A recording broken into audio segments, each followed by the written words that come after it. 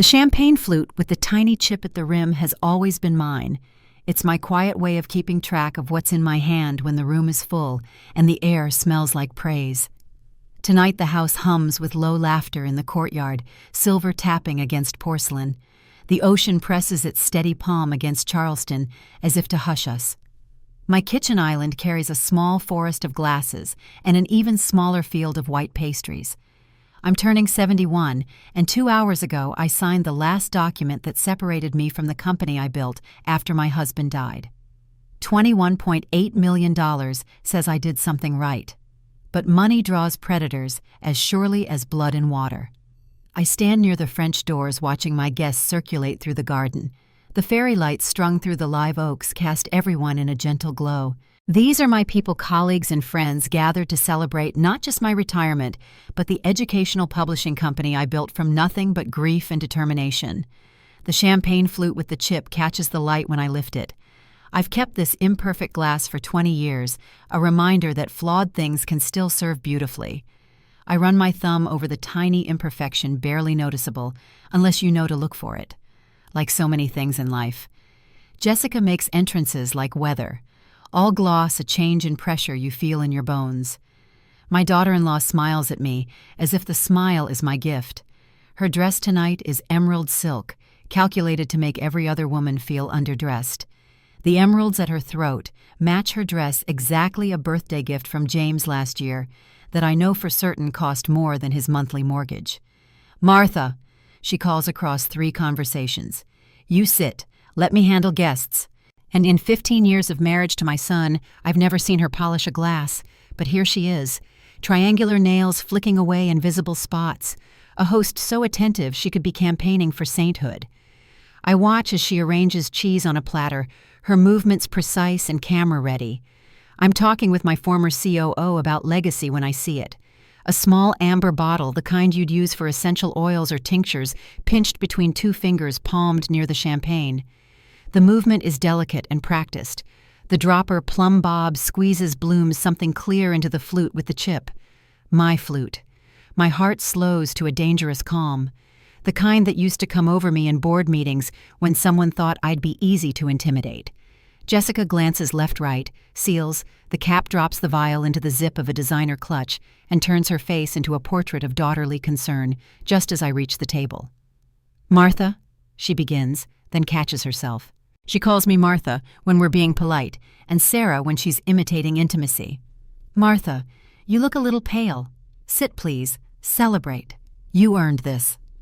"Did I?" I take the flute she offers me and lift it to eye level. Tiny bubbles stutter like guilty thoughts. I smile the way I used to smile at board members who brought knives to a cake cutting. "To good health," I say.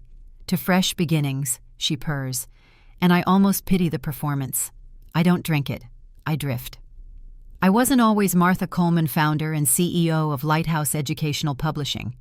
For most of my life, I was simply Martha Coleman, the literature teacher at Westside High, who married Edward Coleman, the chemistry teacher down the hall.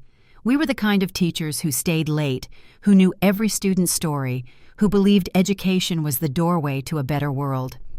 After 30 years in the classroom, I transitioned to running the university library. Edward called me the keeper of stories. He was right about that, as he was about so many things. My skin color meant I had to work twice as hard to reach half as far.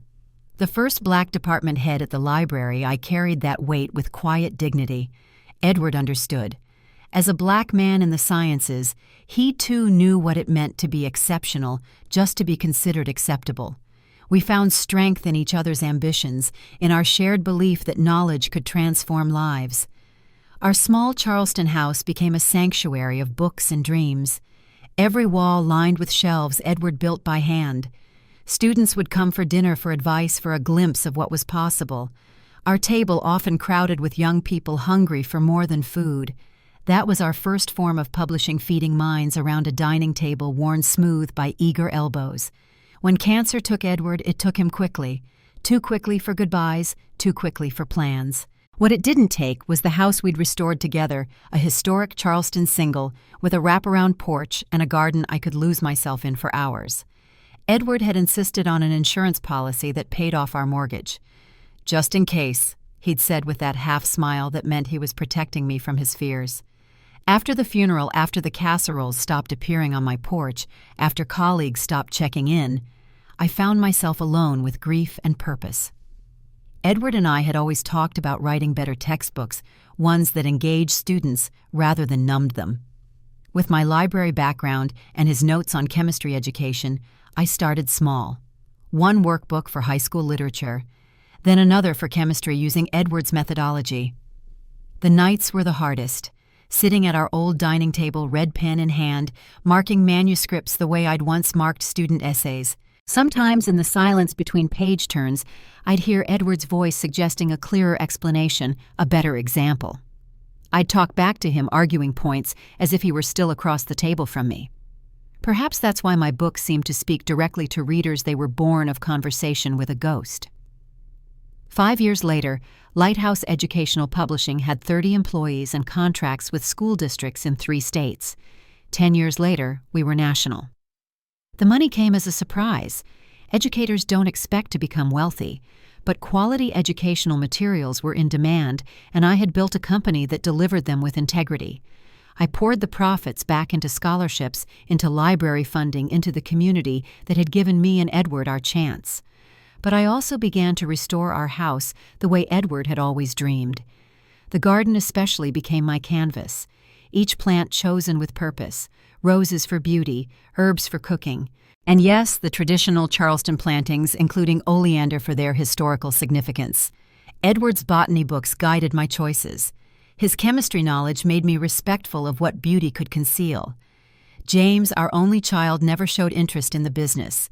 He preferred drawing buildings to writing about them. He became an architect, married Jessica, and settled 3 miles from my house. Close enough for Sunday dinners, but far enough for independence. I paid for their wedding, helped with the down payment on their house in West Ashley-covered summer camp for my granddaughter Lily. Financial cushions that I called love and they called normal. $180,000, give or take. I never kept count. That's what family does. Now, standing in my garden, surrounded by the people who've witnessed my journey, I should feel nothing but satisfaction. Instead, I feel the weight of the poisoned glass in my hand and the knowledge that family can be the most dangerous wilderness of all. I compliment a neighbor's linen dress. I adjust a candle wick. Then I pass behind Catherine Jessica's mother, my age, a woman who still sends handwritten notes, and set my flute down next to her purse while I lift a napkin from the tray. I trade my glass for hers in the act of reaching. It's a move I learned playing bridge with mean old women who taught me that the hand you show isn't always the one that wins. The garden smells of jasmine and salt air. The bougainvillea I planted the year after Edward died now climbs 20 feet up the back wall, violent pink against white stucco. My roses, carefully tended, nod their heavy heads in the evening breeze. And along the back fence, the oleander stands, Sentinel, a Charleston staple. Pretty poisonous, drought-proof. The kind of thing polite people cultivate because it behaves. Every inch of it can kill you. I watch Jessica float through my house, touching surfaces as if taking inventory. She has the curious habit of adjusting picture frames whenever she visits, tiny shifts that say more than words. James follows in her wake, handsome at 45, his father's height with my caution. Tonight he seems distracted, his smile not quite reaching his eyes when guests congratulate him on his latest architectural project. I know the signs of trouble. I've seen their credit card declined at dinner. Noticed Jessica returning dresses with tags still attached after wearing them to events. Heard James's careful deflections when asked about his firm's new projects. Something is happening in their carefully curated life, something that smells like desperation. 10 minutes after I switch the glasses, Catherine is telling someone that the champagne tastes interesting, the way people say bold when a perfume is too loud. 3 minutes after that, she folds like a dropped marionette, crystal shattering against marble, and then a sound comes from her that does not belong to a party. Foam freckles her lips as her heels hammer the tile. I am kneeling, 2 fingers to her pulse, while Jessica's scream tears the room into string. "Call 911, she wails. "Mom! Mom!" She is beautiful in panic the way actresses are beautiful in rain. James shoves through, body's eyes white around the edges. He looks at Jessica for exactly the length of time it takes to verify a story he already knows. "What happened?" he demands of the air of anyone who will answer what he doesn't want asked. She just collapsed," Jessica gasps. "She was fine." Her hand flutters. I have seen this flutter when a server forgets the lemon for her water. The paramedics arrive in a golden rush of competence. They say words like tacky and airway and possible ingestion. Jessica performs grief as if she loves an audience. I watch her feet. People who are afraid forget how to stand. People who are pretending remember to pose. "Which hospital?" I ask as they load Catherine. "Roper St. Francis," one of them replies. "Family." "Close friend," I say, and tilt my head toward Jessica, who is busy hyperventilating into a monogrammed napkin. "I'll follow in my car." "Mom, no, you should stay," James begins. He remembers too late that I don't do should. The ER is cold enough to preserve meat. I've always thought hospitals take the temperature down so fear can shiver and blame the air. I sit within earshot of the nurse's station. Words drift like gulls. Alkaloids, plant-derived, cardiac irritant. The nurses move with efficiency, but their eyes linger on me a beat longer than necessary. I've grown accustomed to this in Charleston. The polite surprise when a black woman speaks with authority occupies space without apology. Tonight, I don't have time for their assumptions. I'm hunting for information. Catherine is stable but sedated. We'll keep her overnight, the doctor tells Jessica, who nods as if she arranged it. "I can't understand it," she says to me on loop voice pitched for sympathy. "Mom has been so healthy. She barely takes anything. Maybe it was food." Champagne disagrees with me sometimes. I offer, watching her pupils pinprick. Metallic, bitter.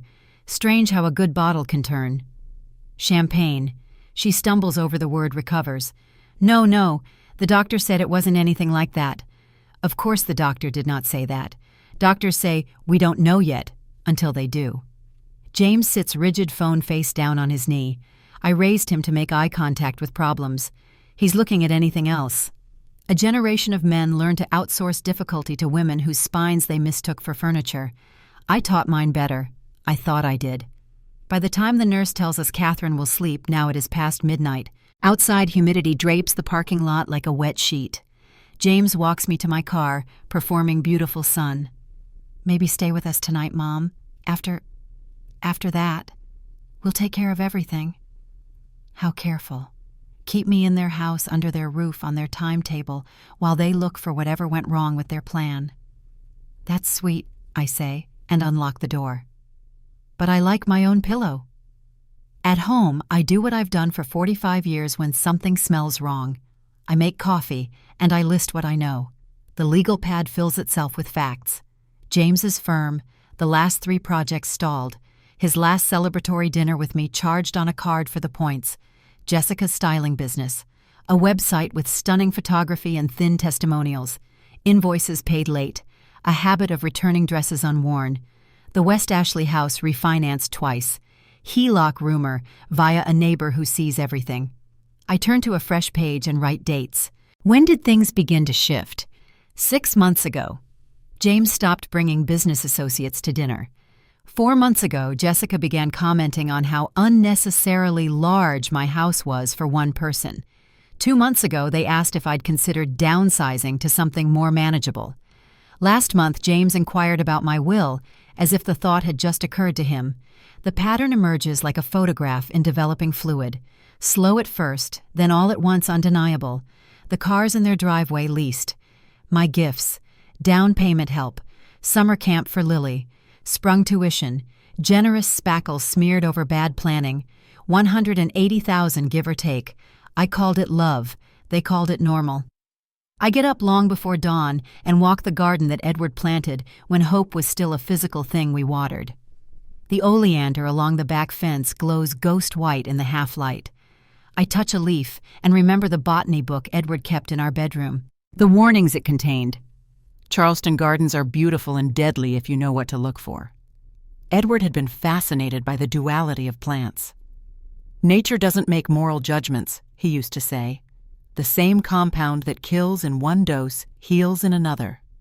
He'd taught chemistry with these paradoxes, making students think beyond simple categories of safe and dangerous. The kitchen still smells faintly of pastries and champagne. The open bottle sits on the counter, proud as a trophy. I tape a note to it, "Do not discard." Whatever touched Catherine's tongue is still here. At 7:30, my phone rings. "Martha." Jessica's voice has been tuned to concern. "I didn't sleep. I was so worried about you. You didn't feel off at all last night, did you?" "Not a bit. How is Catherine home?" "The doctor said it was just a, reaction. Probably something she ate earlier. We'll keep her quiet a few days. No visitors." How tidy. "Tell her I'm thinking of her," I say, and end the call. At 9, James arrives with a box of pastries from Harker's, the almond croissants I love, when apologies are being made. He kisses my temple. "You okay?" I am. He sits nervous in that soft way that once charmed kindergarten teachers. "Mom, Jess, and I were talking. We worry about you. Big house alone late nights. What if last night had been you?" He says it like he invented the thought. He reaches into his bag and produces a glossy folder. "There's a place we've been researching. Palmetto Haven. It's like a resort. Safety, amenities, a community. It's 20 minutes from us." How thoughtful. I let the brochure lie there. Faces of beautiful seniors kayaking into sunsets. I notice that in the photos, the smiling seniors are all white. Typical Charleston marketing, the subtle exclusivity beneath the southern charm. I wonder if James even noticed. "What an entrance fee," I murmur, noting the figure $420,000. "It covers everything," he rushes. "And they require a power of attorney on file. Just a precaution. We can handle paperwork. We're a team." We were a team when he was 10 and sold me lemonade for $2 because he'd added strawberries in a story.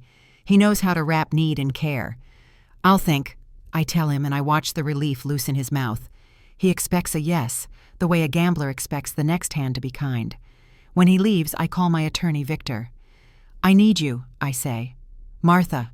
He answers alert through morning throat. "When?" "Now."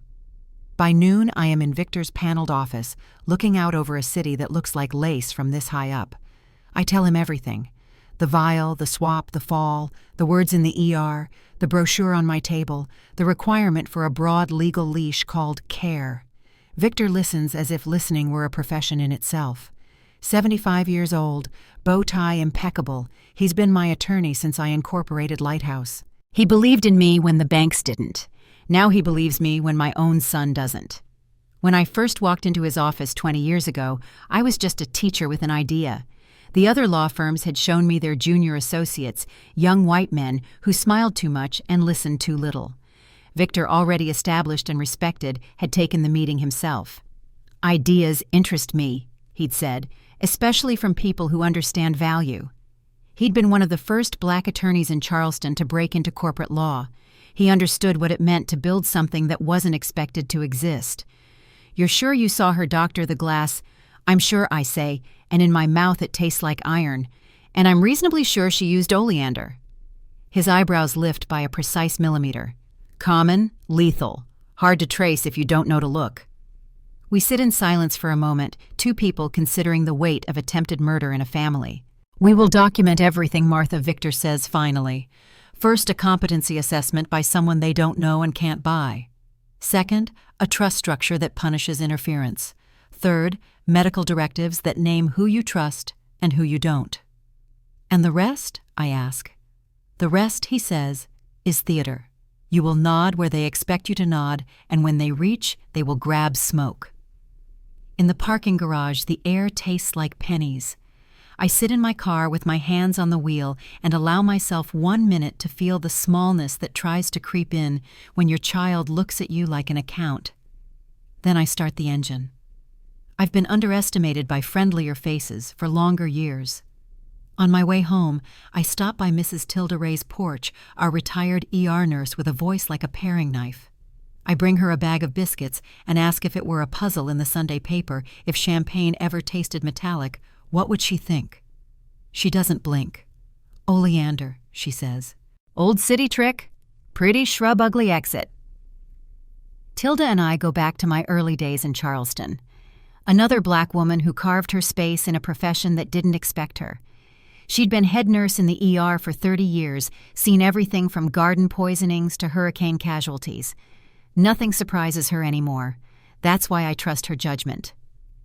"Thank you," I say. "For what?" She smiles. "I just like a woman who solves her own problems." Back in my kitchen, I label the champagne bottle and call a private lab Tilda recommended. They'll pick it up. They'll test quietly. I stand at the window while the courier drives away, and the oleander in my yard nods in the salt wind, like it knows a secret I've already learned. You survive this world by noticing which glass is yours and by knowing when to put it down. The lab report arrives in a plain envelope tucked between a grocery flyer and an alumni magazine. I slide it open at the kitchen counter, the paper trembling in my hand. One line is enough. Positive for concentrated oleandrin alkaloid. I fold it carefully as though gentleness could tame the words and slide it into a leather folio beside my will. Proof. My suspicions weren't paranoia. They were science. Someone had tried to kill me with poison plucked from a garden hedge. The report includes details about concentration levels far higher than would occur naturally. This wasn't someone brewing oleander tea by mistake. This was extraction and concentration, requiring knowledge and intent. I think of Jessica's casual mentions of her herbal wellness phase last year, her sudden interest in natural remedies and essential oil diffusers. Had she been practicing all this time? That night I sleep with the lamp on, not out of fear, but out of calculation. My mind works like it used to during contract negotiations, weighing silence against exposure. Confront them too soon, and they'd retreat, deny, regroup. Wait too long, and they might refine their plan. What I need is leverage. Knowledge they don't know I hold. A position from which to steer their moves. At dawn, with coffee warming my hands, I make another list. This time, not of their debts, but of their patterns. James is a man who wants to be good, but likes comfort more than integrity. He can be persuaded to betray by wrapping betrayal in duty. Jessica is different. Her love language is acquisition. Dresses, cars, houses she can't afford, but needs to project the life she wants the world to believe she has. Both dangerous, but in different ways. The phone rings just after 7. Jessica's voice syrupy and deliberate. "Martha, I've been so worried. You didn't feel unwell at all yesterday, did you?" Her choice of words is almost comical. Yesterday. Not at the party. Not when her mother collapsed. She's probing for the answer to one question. Did her poison find its mark? "Not at all, dear," I say, stirring sugar into my coffee. "I've always had a strong stomach." A pause. Then she rattles on, trying to sound casual. "The doctors think maybe Mom just mixed something with her vitamins. You know how scatterbrained she can be." Scatterbrained Catherine, who alphabetizes her spice rack and synchronizes her pill boxes with her iPhone alarms. I almost laugh. "That's a relief," I murmur. For a moment I worried it might have been something at the party. Imagine if it had been the champagne. Her breath catches. It's small, but it's there. No, nothing like that," she says too quickly. "The doctors were very clear, definitely not food or drink." Interesting, since the doctors had said no such thing. Later that morning, James appears at my door with a pink box of pastries, his eyes red as though he hadn't slept. He tries to play the role of the beautiful son, but his movements betray him. His hand shakes as he sets out the almond croissants I love, as though even his guilt can't suppress habit. "How are you holding up, Mom?" he asks, lowering himself into a chair. "Better than some," I say dryly. He flinches, then smooths it over with a smile. "Jess and we've been thinking about you. This big house all alone, it's too much after what happened last night." He leans forward, earnest, almost pleading. "What if it had been you? What if no one had found you in time?" There it is, the script. He slides a glossy brochure across the table. Palmetto Haven. Pictures of seniors kayaking, laughing over wine-painting sunsets. Jessica's perfume clings to the pages. "It's not a nursing home, Mom. It's a lifestyle. Safety community medical staff on site, just 20 minutes from us." "And the cost?" I ask. His eyes flicker. "An entrance fee. About $420,000. But it covers everything. Housing meals, lifetime care. He hesitates. And the paperwork. Just standard things. They need a power of attorney on file. Someone to handle your affairs if you couldn't. If I couldn't. I sip my coffee and look at him. Really look. He's still the boy who used to bring me dandelions.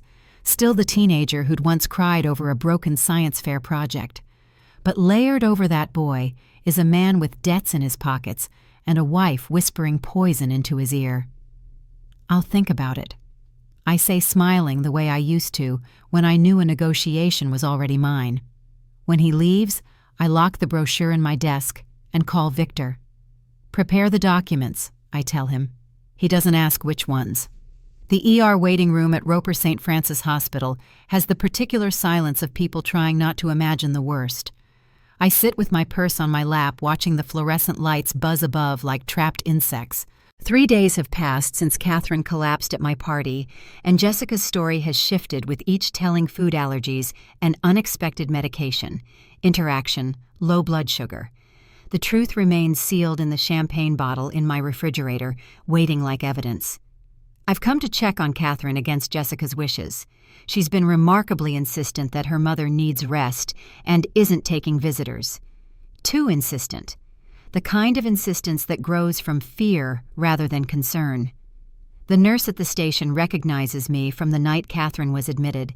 Her name tag reads Beverly Johnson. She's about my age with salt and pepper twists pulled back in a neat bun and reading glasses perched on her nose. When she looks up, I see recognition in her eyes, not just of me, but of my situation. Black women in Charleston develop a second sight about certain things. Danger, deception, the quiet violence hiding behind polite smiles. "Mrs. Coleman," she says, voice low. "You're here for Catherine Mills." "Yes, how is she?" Beverly's eyes flick down the hall, then back to me. "She's stabilized. But there are some concerns." "What kind of concerns?" "The kind that make the doctors run extra tests." She leans forward slightly. "The kind that make them use words like toxicology and alkaloid poisoning." My pulse quickens. So they've identified it. I keep my voice steady.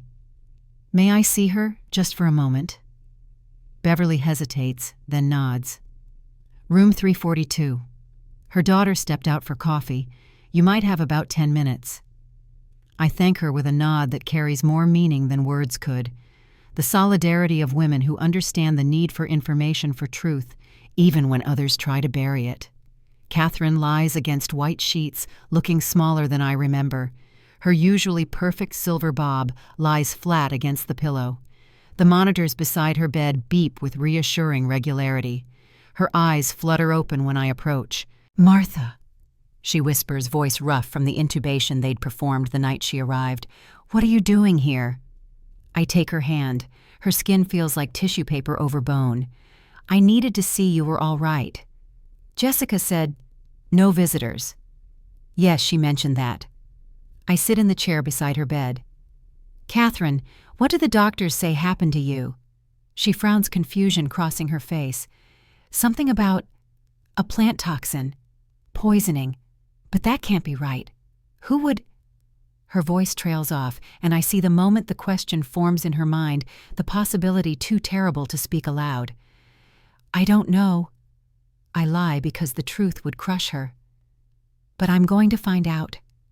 Her fingers tighten around mine. "The champagne," she says suddenly. "It tasted wrong, bitter, almost metallic." I nod, committing her words to memory. "Rest now. I'll come again when I can." As I stand to leave, Catherine catches my sleeve. "Martha, be careful. Jessica has been—" "Strange. Controlling. Ever since the collapse." Before I can respond, I hear the click of heels in the hallway. I squeeze Catherine's hand once more and slip out the side door of her room, avoiding the main corridor where Jessica would be returning with her coffee. In the elevator down, I meet Beverly again. She holds a clipboard against her chest, like armor. "Mrs. Coleman, before you go." She glances around to make sure we're alone. "The doctors found something unusual in Mrs. Mills' blood work. A compound called oleandrin. It's from oleander. I finish for her. I know it. I have some growing in my garden. Beverly's gaze sharpens. It's extremely toxic. This wasn't accidental exposure. No, I say quietly. I don't believe it was. The police have been notified, she continues, but they're moving slowly. Mrs. Mill's daughter has been persuasive about alternative explanations. Of course she has. Jessica has always been skilled at making people doubt what they know to be true. A gaslighter wrapped in Chanel. Thank you for telling me, I say. Beverly reaches into her pocket and hands me a card. My number, if you need anything or notice anything concerning. I slip the card into my purse. Another ally, unexpected but welcome. As I walk through the parking garage, my phone buzzes with a text from Jessica. Where are you? We need to talk about Palmetto Haven. Coming to your house now. I text back a simple okay and start my car. The game has begun. Jessica's silver Mercedes sits in my driveway when I arrive, gleaming like a threat. I park beside it and take a moment to compose myself. The lab report confirming oleandrin in the champagne is safely locked in my desk. The bottle itself is hidden behind jars of homemade preserves in the refrigerator. Evidence secured, I enter my own home as if walking onto a battlefield. Jessica sits at my kitchen island scrolling through her phone. She's dressed in cream linen that probably cost more than a month of my teacher's salary from years ago. She looks up with practiced concern. Martha, where have you been? I've been worried. Just errands, I say lightly, setting my purse on the counter. What's this about Palmetto Haven? She brightens, sliding a folder across the island. We've secured you a spot, the Magnolia Suite overlooking the gardens. It's the most exclusive unit they have, and they hardly ever have openings. James had to pull some strings with a client who's on their board. I examine the glossy brochure inside photos of spacious apartments and smiling seniors engaged in watercolor classes and Tai Chi. All white faces, of course. I wonder if Jessica even notices that detail. It looks lovely, I lie. When would this be? That's the exciting part. She leans forward, her voice dropping to a conspiratorial whisper. They've had a cancellation. We could move you in next week if we expedite the paperwork. Next week, so the timeline accelerates. Whatever financial pressure James and Jessica are under must be intensifying. That's very soon, I say carefully. I'd need to make arrangements for the house, my belongings. Oh, we'll take care of everything. Jessica waves her hand dismissively. James has already contacted movers. We'd just store most things since the apartment, while Beautiful doesn't have room for all this. Her gesture encompasses my home, my life, my history. And the cost? I ask, though I already know. The entrance fee is substantial, she admits. $420,000, but it covers everything for life. And with what you just got from the company sale, it's nothing to worry about. Nothing to worry about. Just 20% of my liquid assets. Just the price of my freedom. I see. And the paperwork you mentioned before, the power of attorney. Jessica's smile doesn't flicker, but her eyes sharpen. Just standard forms. You know how these places are liability concerns. James has already drawn everything up. He'll bring it over tonight for you to sign, and then we can handle everything else. That's very efficient of you both. We just want what's best for you, Martha. She reaches across to pat my hand. After what happened to Mom, we've been so worried. What if something like that happened to you all alone in this big house? Who would help? The threat isn't even veiled anymore. What happened to Catherine wasn't an accident, and Jessica wants me to know it wasn't. A warning dressed in concern. I appreciate your thoughtfulness. I say, matching her performance with one of my own. Let me look over everything tonight. I'm sure it will all be fine. Jessica's smile widens with victory. She thinks I've surrendered. Perfect. James will come by around 7 with the final papers. We're so excited for you, Martha. This is going to be wonderful. After she leaves, I sit in the stillness of my kitchen, listening to the tick of the clock Edward repaired 20 years ago. Then I make 3 calls. First to Victor. They're pushing for next week. Prepare everything we discussed. Second to Tilda Ray. I need your expertise on something. Can I come by this afternoon? Third to the detective whose card Beverly slipped me. This is Martha Coleman. I believe I have information about an attempted murder. By 3 o'clock, I'm sitting on Tilda's screened porch with a glass of sweet tea, watching hummingbirds dart between feeders. Tilda's garden is famously medicinal herbs for healing, plants for poultices, flowers for teas, and like many gardens in Charleston, she too has oleander along the back fence. You were right, I tell her, sliding the lab report across the wicker table. Concentrated oleandrin in the champagne. Tilda reads the report with the practiced eye of someone who's seen toxicology results before. This concentration would have been fatal, no question. Catherine mentioned a metallic bitter taste before she collapsed. Tilda nods. That's the oleandrin. Most people wouldn't recognize it, but it's distinctive. Whoever prepared this knew what they were doing. This isn't amateur work. Could Jessica have learned this online? I ask. She's been into natural wellness lately. Possibly, but extraction and concentration at these levels, that takes equipment knowledge. Tilda frowns. Has she ever shown interest in chemistry, botany? A memory surfaces. James mentioning Jessica taking night classes at the community college last year. Something about expanding her horizons. I'd thought it was for her styling business. What if it had been for this? She might have, I admit. I need to know more about how this works, Tilda. If the police investigate, when not if, Tilda corrects me firmly. When they investigate, I need to understand exactly what happened. Tilda sets down her tea and leans forward. Martha, listen to me. This wasn't a spur-of-the-moment decision. Extracting oleandrin requires planning, equipment, time. This was premeditated, calculated. If your daughter-in-law did this, she's been planning it for months. The weight of this settles on my shoulders. Not a desperate act, but a carefully orchestrated plot.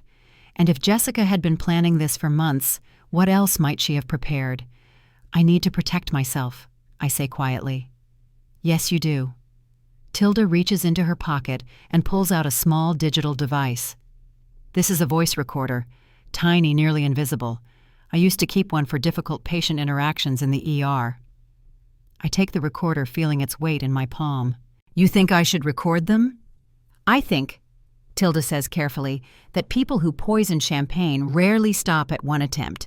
And if I were you, I wouldn't eat or drink anything they offer you from now on.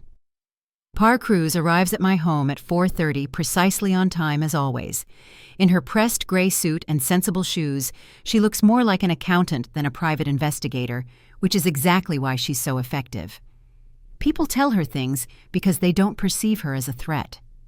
We sit in my study where the afternoon light filters through stained glass that Edward and I salvaged from an old church being demolished. The colored light falls across Par's face as she opens her laptop.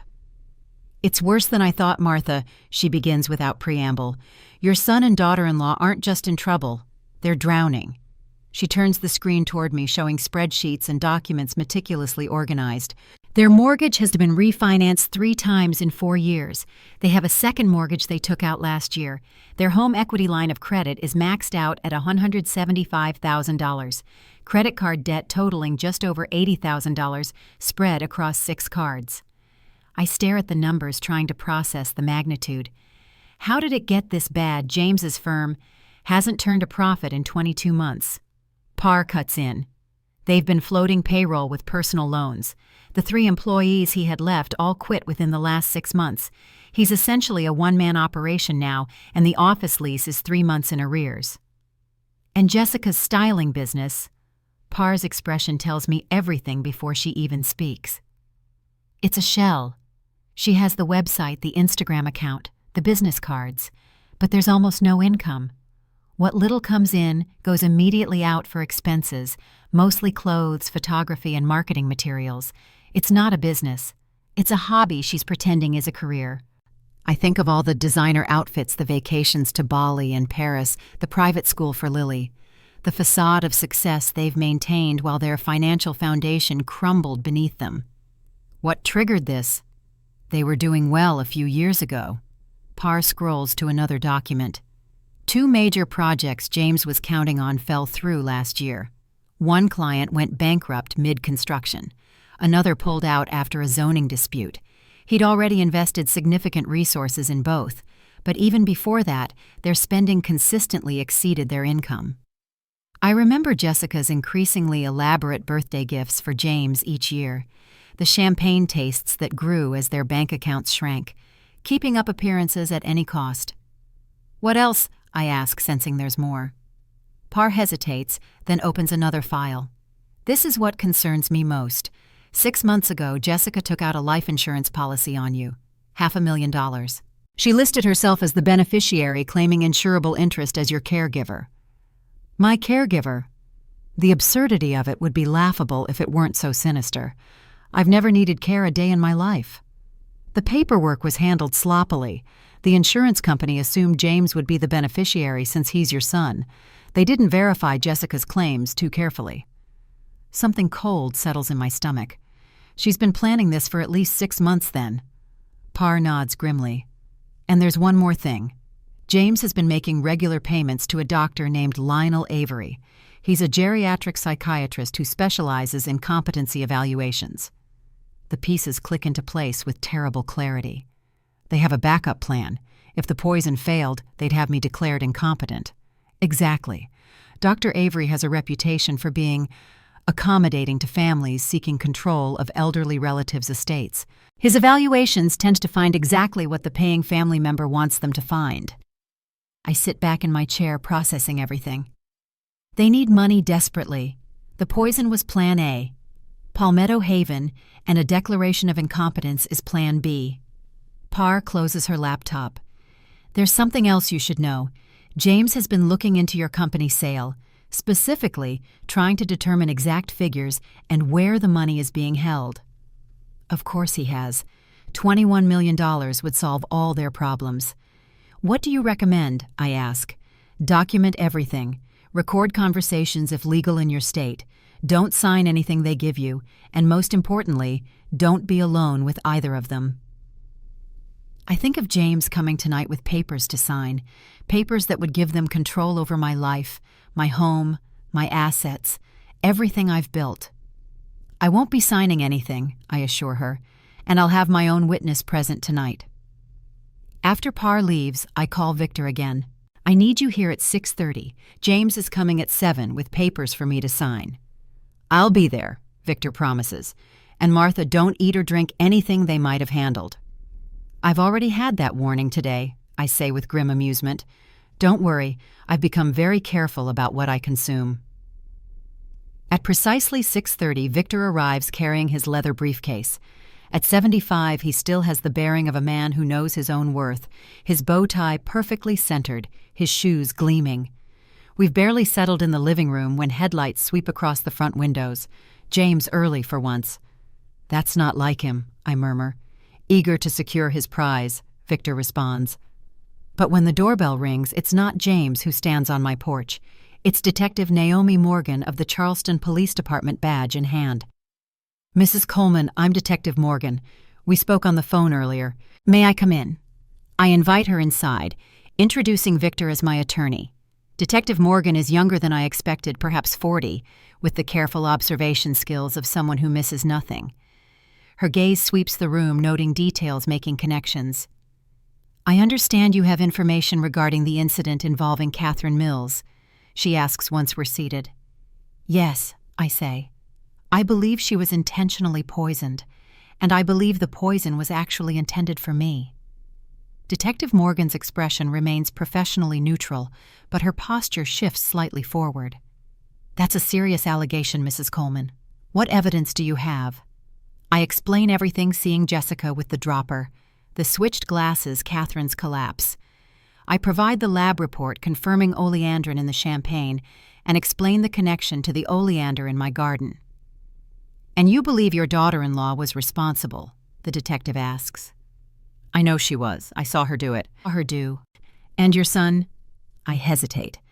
I'm not sure how much James knew about the poisoning itself, but he's certainly involved in what comes after. Victor interjects smoothly.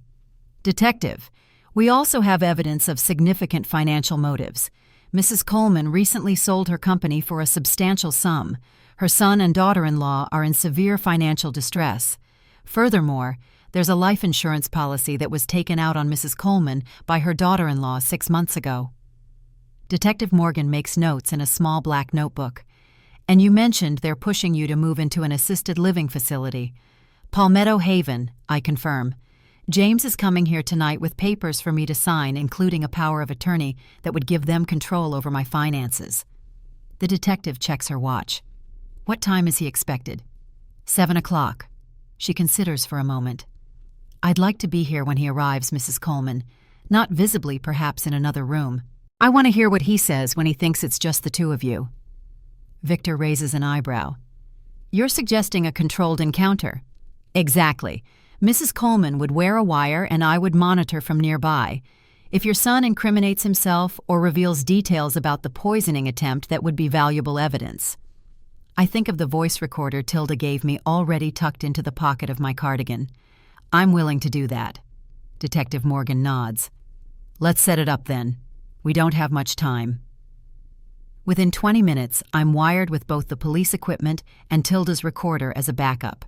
Detective Morgan and another officer position themselves in my study, adjacent to the living room, where I'll meet with James. Victor agrees to remain visible as my attorney, his presence explained by the legal documents we're reviewing. At 7 sharp, James arrives. Through the window, I watch him retrieve a leather portfolio from his car, the papers that would seal my fate. He straightens his tie before approaching the door, a businessman preparing for an important negotiation. When I open the door, his smile falters slightly at the sight of Victor seated in the living room. "Mom," he says, kissing my cheek perfunctorily, "I didn't realize you had company." Victor's helping me review some documents related to the company sale, I explain smoothly. Tax implications, you know how it is. Please come in. Would you like some coffee? No thanks. James settles into an armchair, placing the portfolio on the coffee table between us. I see you've been busy. Actually, the papers I've brought relate to financial matters as well. Palmetto Haven requires quite a bit of documentation. Victor leans back, observing quietly. I can almost feel Detective Morgan listening from the next room, recording every word. Jessica mentioned you've found a place for me already, I say. The Magnolia Suite, she said. James brightens. Yes, it's their premier accommodation. South-facing windows, private balcony overlooking the gardens. They only have 12 of these units in the whole facility, and they rarely come available. We had to act quickly to secure it. And the cost was... I let the question hang, watching his reaction. $420,000 for the entrance fee. He confirms, though his eyes flick away when he says the number. But it covers everything, Mom. Housing, meals, activities, medical care if you need it. It's an investment in your future security. My future security. What a lovely way to describe imprisonment. And these papers, I gesture to the portfolio. Just the standard package. He opens it, revealing a stack of documents with yellow tabs marking signature lines. Admission forms, healthcare directives, and yes, the power of attorney we discussed. Palmetto Haven requires it. Their insurance demands that each resident have a designated person who can make decisions if necessary. If necessary, I repeat. And you would be that person. Well, yes. James shifts slightly. Who else? I'm your son. I study him. This man I raised looking for traces of the boy who once brought me dandelions from the yard. The boy who cried when he found a bird with a broken wing and insisted we nurse it back to health.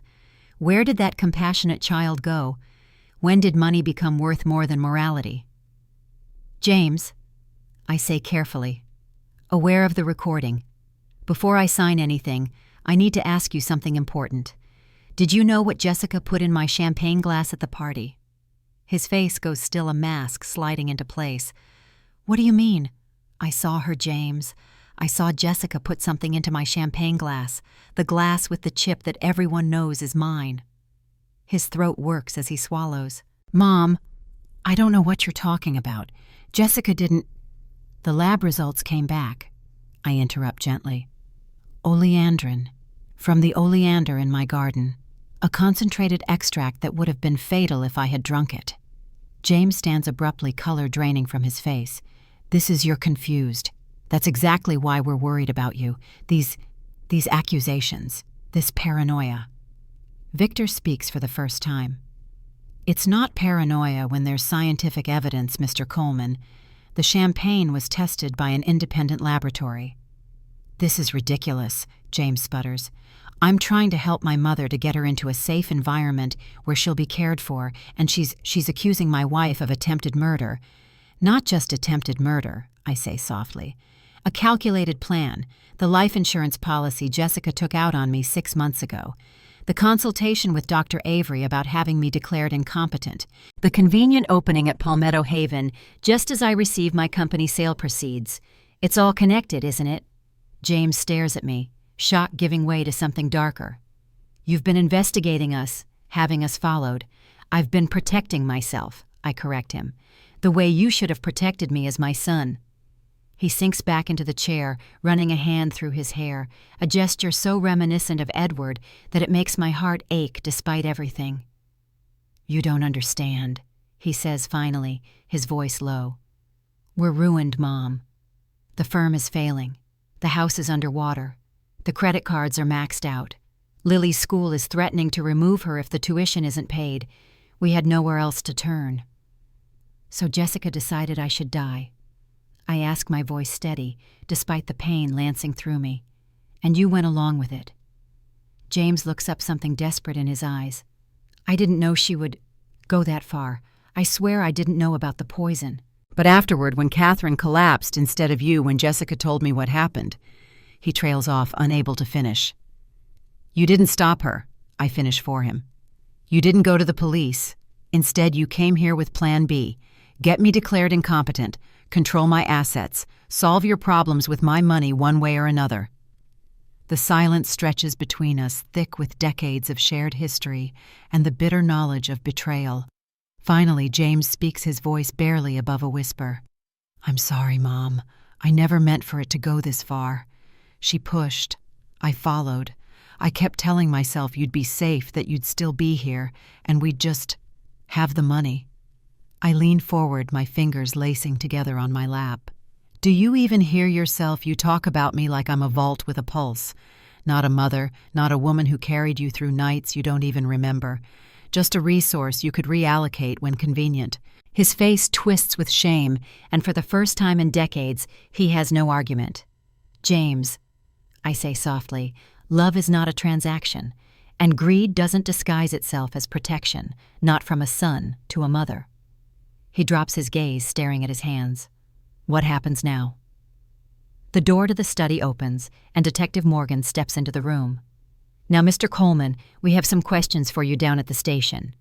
James looks up, eyes widening, as he registers the badge on her belt, the uniformed officer behind her. His gaze snaps back to me, understanding dawning. "You were recording this. You set me up." "No, James," I say quietly as the detective approaches. "You set yourself up the moment you chose money over your mother's life." As the officers lead James away, I remain seated, too weary to stand. Victor places a hand on my shoulder, a gesture of solidarity in what should have been my moment of triumph. But there is no triumph in watching your child being led away in handcuffs, only a hollow victory that tastes like ash. "What now?" I ask Victor when we're alone again. "Now," he says gently, "we make sure you're protected. From Jessica, from any further attempts. We build the case and see it through." I nod, looking around at my home, the home Edward and I restored, where we raised James, where I built a life after loss. It remains mine, but at what cost? "Will you stay a while?" I ask Victor. "I don't want to be alone just yet." "Of course," he says, settling back into his chair. "As long as you need." Outside, the patrol car's lights flash silent blue against the gathering darkness. Inside, two old friends sit in the quiet aftermath of betrayal, waiting for the next chapter to begin. It's past midnight when my phone rings, startling me from a dreamless sleep. Victor left hours ago after we'd fortified ourselves with strong tea and stronger resolve. I fumble for the receiver, expecting perhaps Detective Morgan with an update. "Martha," Jessica's voice tightly controlled but fraying at the edges. "What have you done?" I sit up, fully awake now. "I've protected myself, Jessica. Nothing more." "They've arrested James." Her voice rises slightly. "Arrested him. Do you understand what you've done to our family? To Lily?" The mention of my granddaughter sends a pang through me. Lily, 15 years old, innocent in all of this. What has she been told? What does she know? What I've done? I keep my voice even. Jessica, you tried to poison me with oleander from my own garden. A beat of silence, then a brittle laugh. That's absurd. You have no proof of anything like that. The lab report says otherwise, as does Catherine's testimony about the metallic taste in her champagne. The champagne meant for me. You switched the glasses. The accusation hangs in the air between us, neither question nor statement, but something in between, a recognition. Yes, I admit. I saw you add something to my glass. I wasn't about to drink it. So you let my mother drink it instead. Her voice turns ugly. How noble. I didn't know what you'd put in it, Jessica. I only knew it wasn't meant for good, and I certainly didn't expect it to nearly kill her. Another silence, longer this time. I can hear her breathing, calculating. What do you want? She asks finally. Money, is that it? We'll split it with you. The insurance the company proceeds. There's enough for all of us. I don't want anything from you except distance, I tell her, and perhaps for you to consider what you've done, not just to me, but to your own mother, to Lily. Don't you dare bring my daughter into this. Her voice sharpens. You've done enough damage. Where is she now, Jessica? Does she know her father's been arrested? A hesitation. She's staying with a friend tonight. She doesn't know anything yet. She should come stay with me, I suggest gently, while this is being sorted out. Absolutely not. The words snap like a whip. You've taken my husband. You won't take my daughter, too. I haven't taken anyone, Jessica. James made his choices, as did you. This isn't over, she hisses. You have no idea what you've started. The line goes dead. I replace the receiver slowly, considering the threat implicit in her words. Not over. Of course it isn't. This is only the beginning. I call Detective Morgan's direct line, relieved when she answers despite the hour. Mrs. Coleman, is everything all right? I just received a call from Jessica, I explain. She knows about James's arrest. She sounded unstable. Where are you now? Is your house secure? Yes, all doors locked, but I'm concerned about my granddaughter Lily. Jessica mentioned she's staying with a friend tonight, but I'm worried about what happens next. I'll have a patrol car drive by your house periodically tonight, the detective assures me. As for your granddaughter, we'll make sure social services is aware of the situation. Would you be willing to take temporary custody if necessary? Of course, I say without hesitation. She's my granddaughter. After hanging up, sleep seems impossible. I move through the dark house, checking locks, drawing curtains. In the kitchen, I pause by the window that overlooks the garden. The oleander glows faintly in the moonlight, its white blossoms almost luminous against the shadows. Edward used to say that plants have no morality. They simply are what they are, neither good nor evil. It's humans who assign meaning, who take nature's neutral offerings and bend them toward light or dark. Jessica took the beauty from my garden and distilled it into a weapon. What does that say about her? About the darkness she must carry inside? I remember how she looked on her wedding day, radiant in white, James gazing at her with such hope. I had my doubts even then, something calculated in her smiles, something performative in her affection. But I quieted my concerns. She made James happy, and wasn't that what mattered? Now, 15 years later, I wonder how much of their life together was real, and how much was illusion. Did she ever love him, or was he simply a stepping stone to the life she thought she deserved? And when did love of luxury curdle into willingness to kill?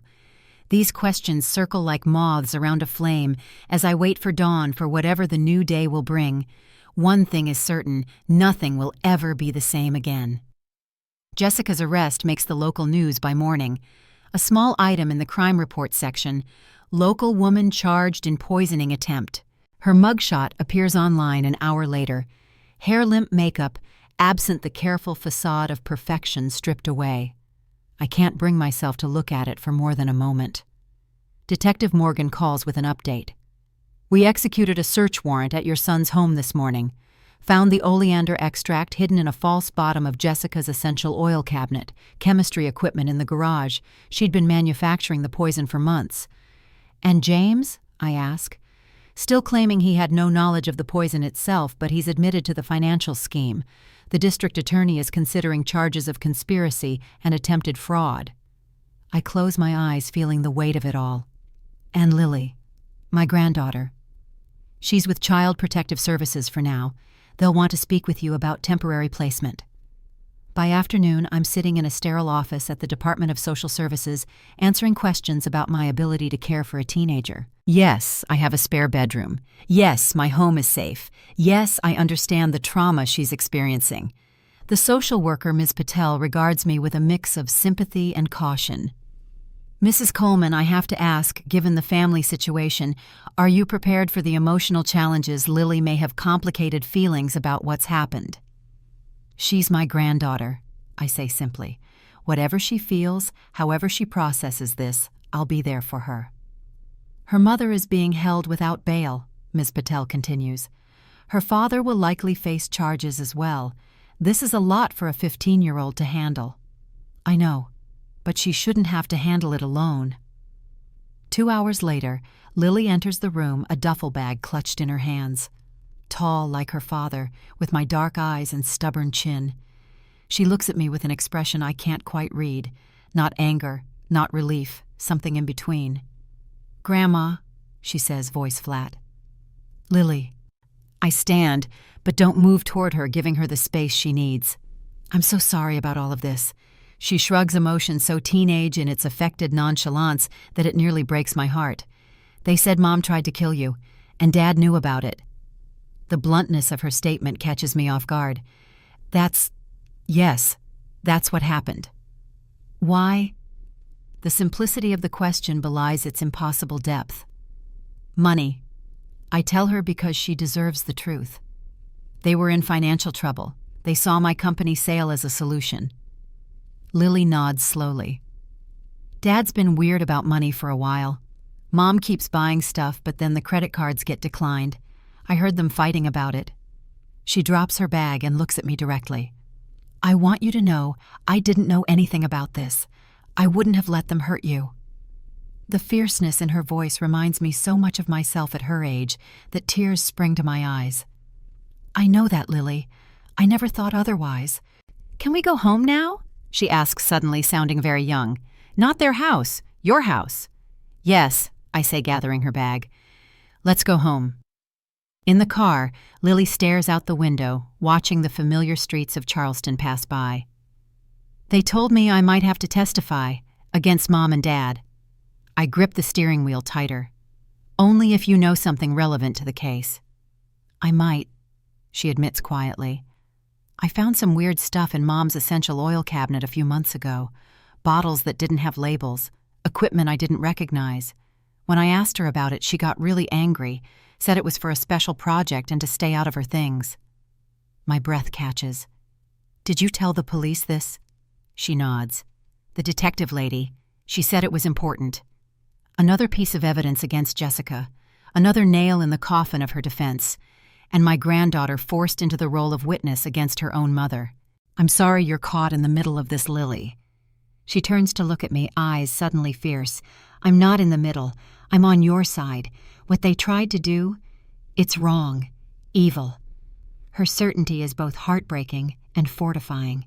At 15, she sees the moral clarity that her parents lost sight of. "Thank you," I say simply. "That means more than you know." As we pull into my driveway, Lily looks up at the house, the place where just days ago her mother tried to end my life. "Will the oleander still be there in the garden?" I pause, key in the ignition. "Yes. Does that bother you?" She considers for a moment. "No, it's just a plant. It didn't choose to be poison." Out of the mouths of babes comes wisdom that adults often miss. I smile at her, this remarkable young woman who shares my blood, my stubbornness, my clear-eyed view of the world.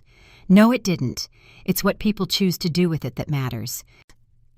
We walk together up the porch steps into a house that will now shelter 3 generations of Coleman women, one fallen, one rising, and me in the middle holding the space between past and future, between justice and mercy, between what was lost and what might still be saved. The courtroom is smaller than I expected, oak panels absorbing sound like a confession booth. I sit in the front row, back straight, hands folded in my lap. Beside me, Victor adjusts his bow tie, a nervous habit from 50 years of litigation. Today marks the first preliminary hearing in the case against Jessica. "Are you prepared for this?" Victor asks quietly. I nod, though preparation seems an inadequate word for witnessing your daughter-in-law's arraignment on charges of attempted murder. "Remember," Victor cautions, "she'll likely plead not guilty. Don't react no matter what her attorney claims." "I understand theater when I see it," I reply. The side door opens, and Jessica enters, escorted by a female deputy. Her orange jumpsuit transforms her from fashion plate to inmate, the harsh fluorescence revealing dark circles under her eyes that no concealer can hide. She scans the courtroom until her gaze lands on me. For a moment, naked hatred flashes across her face before her attorney whispers something that makes her compose herself. Behind me, the courtroom door opens. I turn to see Catherine Mills enter, slowly leaning on a cane. Our eyes meet, and I see the same mixture of grief and determination that I've felt these past 2 weeks. What does it do to a mother to know her daughter tried to commit murder? What words exist for that kind of betrayal?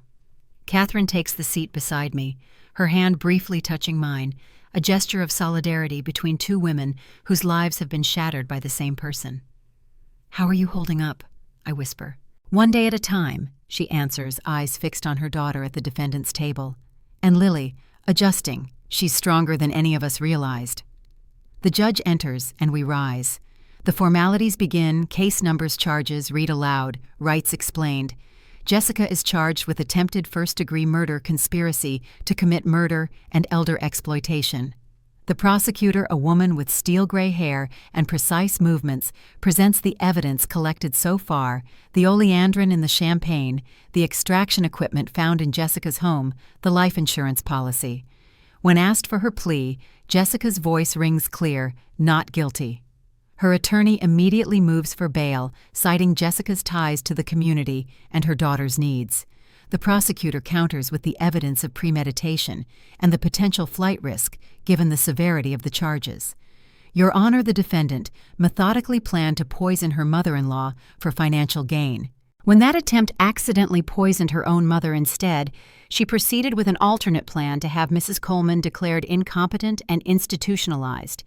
This shows not only criminal intent, but a disturbing willingness to continue pursuing her goal despite nearly killing a family member.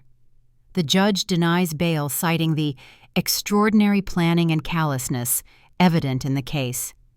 Jessica's shoulders stiffen, but she shows no other reaction. As the deputies lead her out, she turns once more to look at me. In that glance is a promise. This isn't over. Outside the courthouse, reporters cluster on the steps. Catherine and I exit through a side door, avoiding the cameras and questions.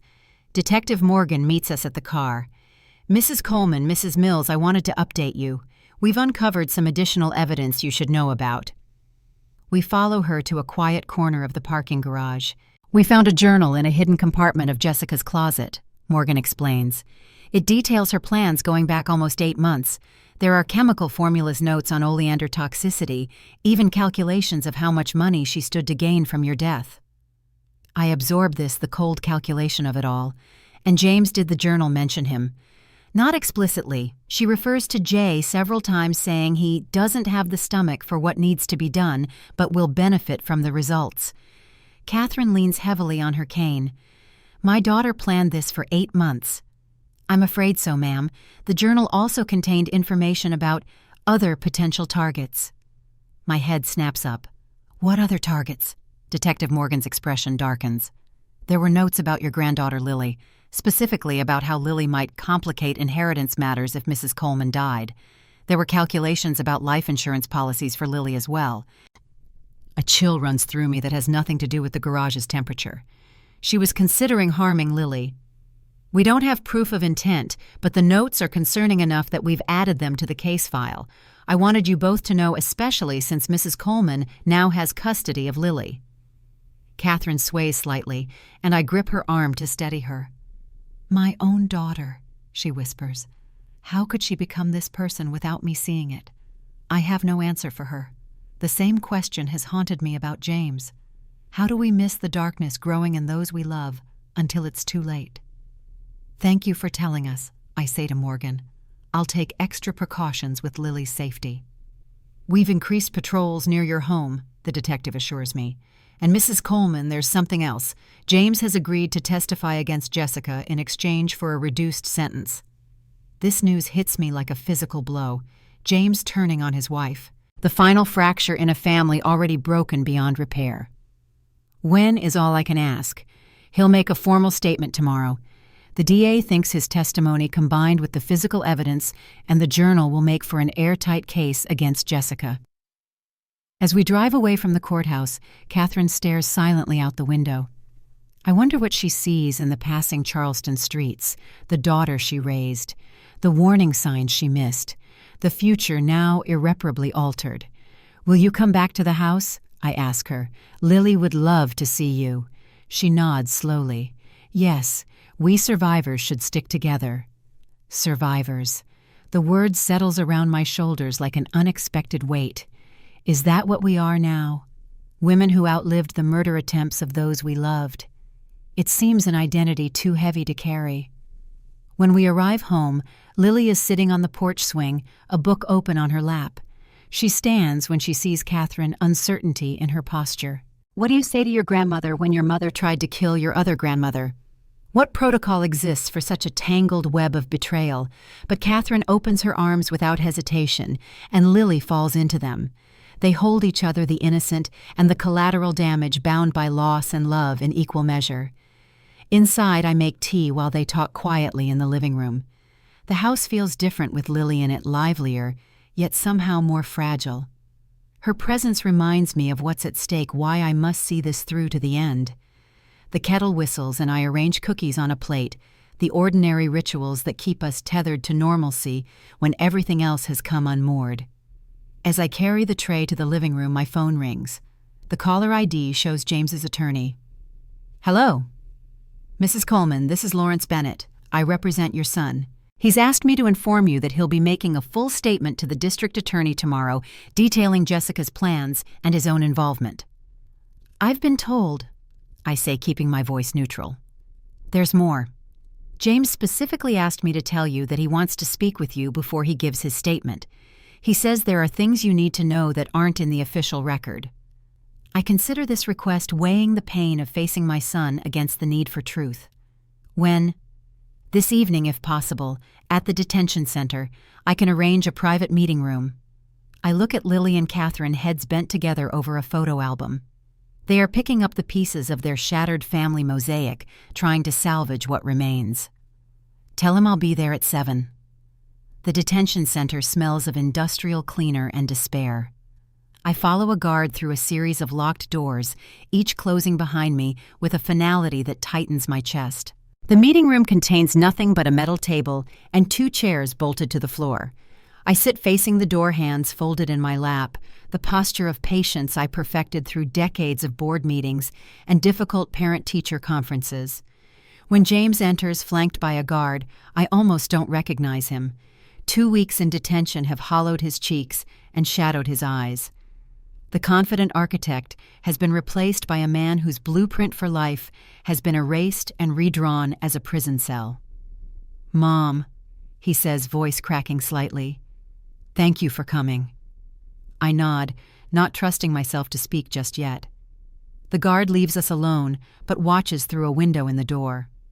James sits across from me, his hands fidgeting on the table. How's Lily? He asks. Coping. She's resilient like her grandmother. A ghost of a smile touches his lips. She always did take after you more than Jessica or me. Why did you want to see me, James? I ask, cutting through the small talk. What couldn't wait until your official statement? He looks down at his hands, now still. I needed you to hear it from me first, about how it all started, about what I did and didn't know. I'm listening. He takes a deep breath. It began last year when the Harrington project fell through. I'd invested everything in that development materials, labor, even borrowed against the house. When the zoning board rejected the final plans, I lost over $300,000 overnight. I remember the Harrington Project, an ambitious, mixed-use development that James had talked about for months. I'd offered to help financially, but he'd refused, insisting he could handle it himself. Jessica was furious, he continues. Not just about the money, but what it meant for our lifestyle. She'd gotten used to certain things: the country club membership, Lily's private school, the vacations. She couldn't accept scaling back. So instead of adjusting your spending, you looked for a quick solution. I supply. He nods, shame coloring his face. We started arguing about money constantly. Jessica would suggest asking you for help, and I'd refuse. My pride. He trails off. One night, after a particularly bad fight, she mentioned how much you'd probably get for the company when you sold it. She said it was just sitting there while we were drowning in debt. And that's when the plan began. Not exactly. At first it was just talk. Wouldn't it be nice if kind of conversations? But after you announced the sale negotiations last fall, the talk became more serious. Jessica started researching assisted living facilities, looking into power of attorney requirements. And the poison? I ask the question I need answered most. When did that enter the picture? James's face contorts. I swear to you, Mom, I didn't know about that until after Catherine collapsed. Jessica had been taking night classes in herbalism and natural remedies. I thought it was just another of her phases, like the jewelry making or the interior design certificate. But you didn't go to the police when you found out, I point out. Instead, you accelerated the Palmetto Haven plan. He can't meet my eyes. I was in shock. When Jessica told me what she'd done, what had gone wrong, I couldn't process it. She convinced me it was an accident, that Catherine would recover, that no one would connect it to us. And you believed that, or wanted to believe it. I wanted to believe it, he admits. But deep down, I knew. When Jessica started pushing harder about Palmetto Haven, about getting you to sign the power of attorney, I knew what she was capable of. But by then, I was complicit. If I turned her in, I'd be turning myself in too. I study my son trying to reconcile the man before me with the child I raised. What changed? Why testify against her now? His eyes meet mine finally. Detective Morgan showed me Jessica's journal. The parts about Lily. His voice breaks. My own daughter. Jessica was calculating how to remove her from the inheritance picture if necessary. My wife was considering harming our child Mom. That's when I knew there was no bottom to this pit. Tears slide down his face unchecked. I failed everyone. You, Lily, even Jessica. I should have been stronger, should have stopped this before it started. I want to reach across and take his hand to comfort him, as I did when he was small, but the weight of his choices holds me back. Yes, you should have. I know it doesn't change anything, but I'm sorry. More sorry than I can ever express. Your sorrow doesn't undo the harm, James. No, he agrees quietly. It doesn't. We sit in silence for a moment, the wreckage of our family stretching between us like a chasm. There's something else you should know, he says eventually. Something that's not in Jessica's journal or my statement to the DA. I wait, steeling myself for whatever new revelation comes next. Jessica has a contact on the outside, someone who's been helping her even now that she's in custody. A friend from her styling business, Meredith Gaines. They've known each other since college. What kind of help?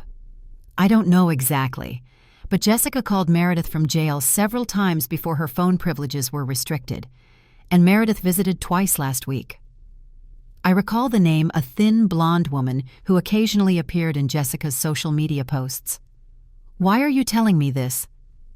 Because Jessica doesn't accept defeat, Mom. Ever. And she has resources we don't know about, accounts I never had access to, connections I wasn't allowed to question. I'm afraid of what she might do, even from inside. The warning settles cold in my stomach. I'll tell Detective Morgan. James nods, then hesitates. There's one more thing, about Lily's inheritance from you. Jessica set up a trust a few years ago that gives her control over anything Lily inherits until she's 25. If Jessica is convicted, but gets out eventually, she could still access that money. I'll speak with Victor about changing my will, I assure him. A guard appears at the door, signaling our time is ending. James stands looking down at me with eyes that carry the weight of all he's lost. Take care of Lily. Make sure she knows. He struggles for words. Make sure she knows that once before all this, her father was a good man who loved her very much. As I walk away, his words echo in my mind. Once before all this, as if goodness is something that can be located in time, something that existed before being replaced by its opposite. But that's not how morality works. We don't suddenly become different people. We make small compromises one after another until we find ourselves unrecognizable even to ourselves. Outside, the warm Charleston night wraps around me like a familiar blanket. I sit in my car for a long moment before starting the engine, trying to process everything James has told me. The warning about Meredith Gaines, the trust that could give Jessica access to Lily's inheritance, the remorse that comes too late to prevent the damage already done. I call Detective Morgan from the parking lot, relaying James's concerns about Jessica's outside contact. She promises to look into Meredith Gaines immediately. We'll check her visitor's log and phone records, Morgan assures me. And Mrs. Coleman, you might consider additional security measures at your home just as a precaution. I will. I promise, though, the thought of turning my home into a fortress feels like another small victory for Jessica, another way she's forced us to change our lives to accommodate her malice. When I arrive home, the house is quiet.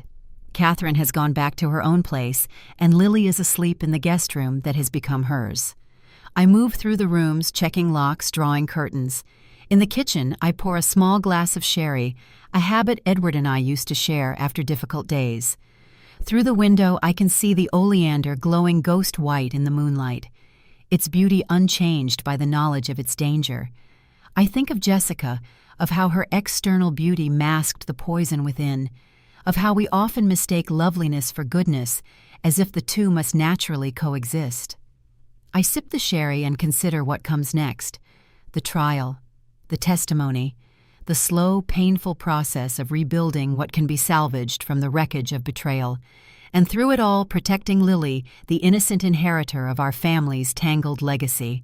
The next morning brings a flurry of activity. Detective Morgan calls early to inform me they've placed Meredith Gaines under surveillance. Victor arrives with papers to revise my will and Lily's trust arrangements. Tilda stops by with homemade bread and practical suggestions for home security. Get the locks changed today, she advises, cutting thick slices of sourdough. And consider a simple alarm system. Nothing fancy, just enough to alert you if someone tries to get in while you're sleeping. You think Jessica could arrange something from jail? I ask.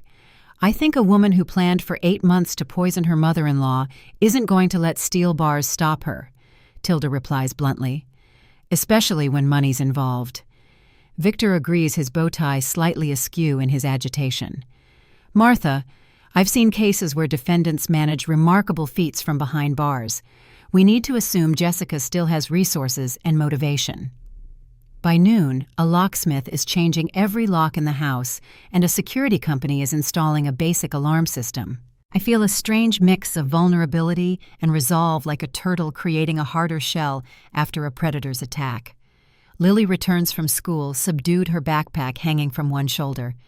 Everyone was talking about it, she says as soon as she walks in. The arrest Dad's deal with the prosecutor. Someone's mom showed them an article online. I guide her to the kitchen where Tilda's bread and a pot of soup await. I'm sorry, Lily. News travels fast in Charleston. Alyssa Peters said her mom told her that my mom is a gold digger who got caught. What does that even mean? I choose my words carefully. It means people simplify complicated situations to make them easier to talk about.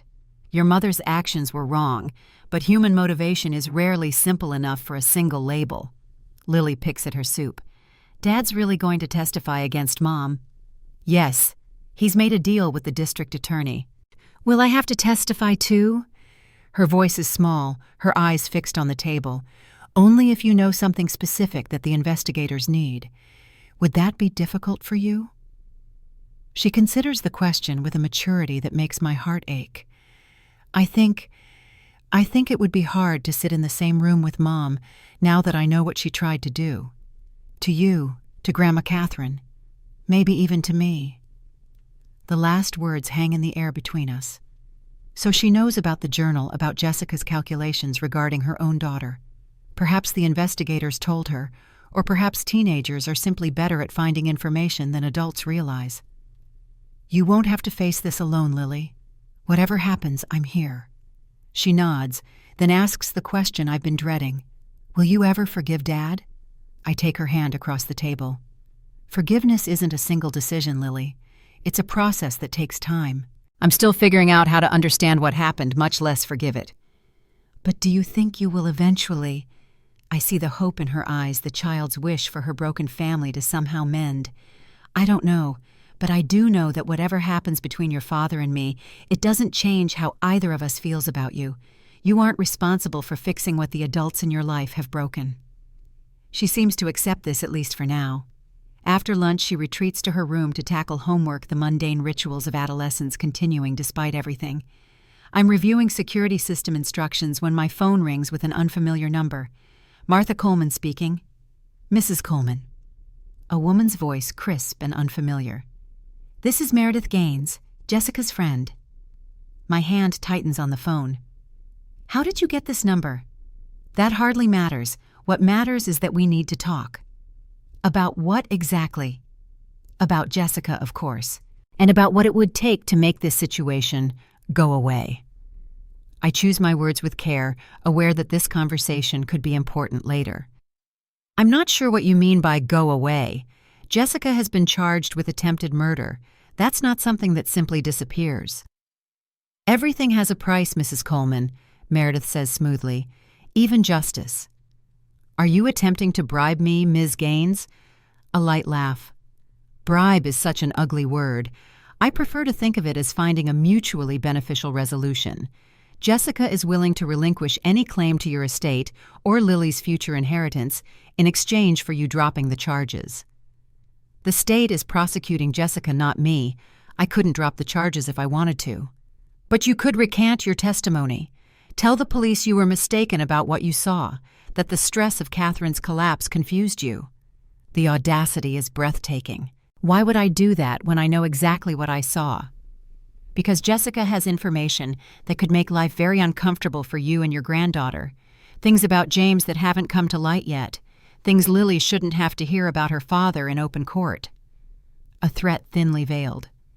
Is Jessica blackmailing me now, Ms. Gaines? That seems unwise given her current legal situation. Not blackmail, just a reminder that trials can be messy for everyone involved. No one emerges with clean hands. I think of Detective Morgan, of the surveillance likely already in place on Meredith Gaines. I'm not interested in any arrangement with Jessica, and I suggest you reconsider acting as her messenger. Interfering with a witness in an attempted murder case carries serious penalties. Think about it, Meredith says, ignoring my warning. I'll call again tomorrow for your answer. The line goes dead. I immediately dial Detective Morgan, relaying the conversation in detail. This is excellent, she says, surprising me. We recorded the call on our end. Witness tampering, obstruction of justice. We can add these charges to Jessica's case and arrest Meredith Gaines today. She mentioned things about James that would hurt Lily if revealed in court. What could that mean? Morgan's hesitation is brief but noticeable. It might be nothing, just leverage, but we'll talk to James, see if there's anything he hasn't disclosed yet. After we hang up, I sit in the gathering darkness of my study, thinking about Meredith's call, about Jessica's continued machinations from behind bars, about what secrets might still be hidden in the wreckage of my family. The doorbell rings, startling me from my thoughts. Through the new security camera, Victor insisted on I see Catherine on my porch leaning on her cane. I hope I'm not intruding, she says when I open the door. I couldn't face my empty house tonight. You're always welcome here, I tell her, meaning it. In these strange days, Catherine has become an unexpected ally, perhaps even a friend. Over tea, I tell her about James's confession about Meredith's call, about the escalating precautions we're taking. Catherine listens, her hands wrapped around her teacup as if drawing warmth from it. She won't stop, Catherine says quietly when I finish. Jessica has never accepted defeat in anything, not even as a child. What was she like? Growing up. Catherine considers the question, looking into her tea as if it might hold answers. Beautiful, clever, and always calculating. Even her affection seemed measured, given only when it served a purpose. Did you see signs of this, I gesture vaguely, unable to find words for the magnitude of Jessica's betrayal. Not this specifically, but there were moments. She trails off, then continues with evident pain. When Jessica was 16, her boyfriend broke up with her for another girl. 2 weeks later, the girl was hospitalized with a mysterious allergic reaction. Nothing was ever proven, but Jessica had been working in a chemistry lab that semester. A chill runs through me. You think she poisoned the girl? I don't know. I told myself it was coincidence, that I was being paranoid. But now... Catherine sets down her cup, hands trembling slightly. Now I wonder how much damage I allowed by looking away. We sit in silence, two mothers reckoning with the children we raised, the warnings we ignored, the consequences we never imagined. What happens now? Catherine asks eventually. Now we protect ourselves and Lily. We cooperate with the prosecution. We rebuild what we can. She nods slowly. And Jessica. I think of my daughter-in-law in her prison jumpsuit, of the hatred in her eyes when she looked at me across the courtroom, of the poison she cultivated both in my garden and in her heart. Jessica faces the consequences of her choices, as we all must. The grandfather clock in the hall strikes 9, its familiar chime, a reminder that time continues its steady march, carrying us forward through grief and betrayal, toward whatever uncertain future awaits.